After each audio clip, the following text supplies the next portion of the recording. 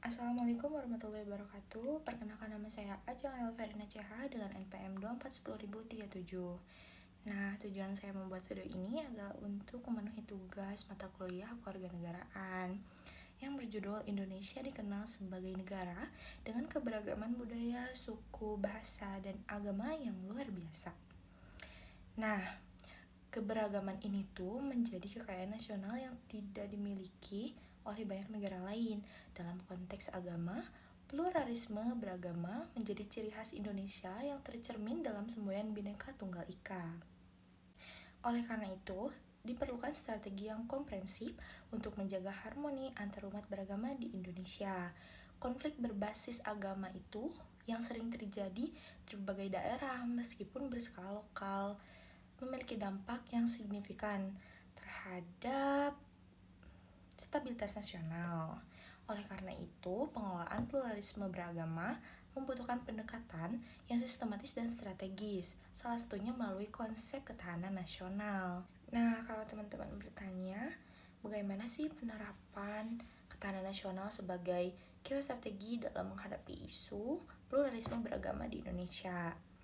Nah, ketahanan nasional itu dapat diartikan sebagai kemampuan suatu bangsa untuk menghadapi segala bentuk ancaman, tantangan, hambatan, dan gangguan yang dapat mempengaruhi berlangsungnya hidup negara, baik dari dalam maupun dari luar negeri. Nah, sebagai konsepnya itu, yang holistik, ketahanan nasional bukan hanya terkait dengan aspek militer, tetapi juga melibatkan bidang sosial, budaya, ekonomi, politik, dan keamanan yang saling berinteraksi.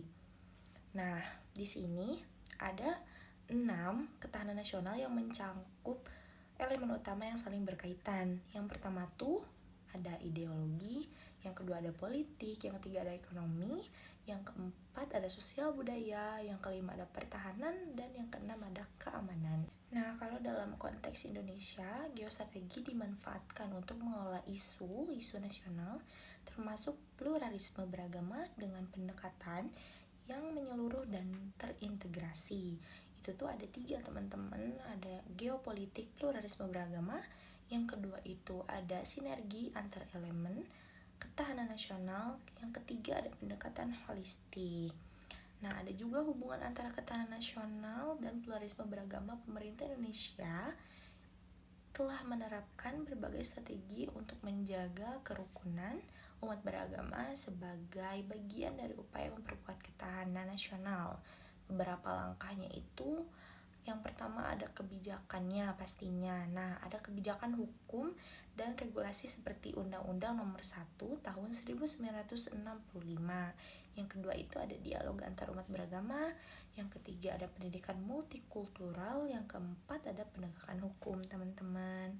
Mungkin cukup sekian presentasi dari saya, dan selanjutnya akan dibahas oleh teman saya. Baik, di sini saya akan melanjutkan pembahasan dari teman saya. Sebelumnya perkenalkan, nama saya Fitri Rahmadani, NPM 009. Nah, jadi Pancasila yaitu sebagai ideologi negara Indonesia memiliki peran penting dalam memperkuat pluralisme beragama. Nilai-nilai Pancasila, terutama sila pertama sehingga sila ketiga, mendukung harmoni antar umat beragama dan mengajarkan toleransi serta saling menghormati. Nah, ada juga program sosialisasi Pancasila di berbagai sektor seperti sekolah dan tempat ibadah, menjadi sarana untuk memperkuat kesadaran akan pentingnya kebinekaan. Pendidikan multikulturalisme dan dialog antar umat beragama juga penting dalam membangun pemahaman tentang perbedaan dan mencegah konflik.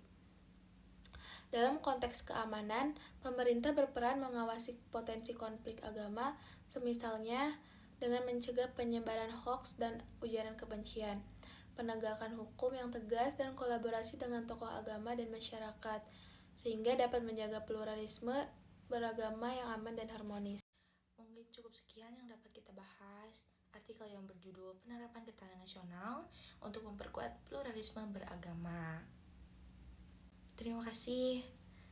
Assalamualaikum warahmatullahi wabarakatuh.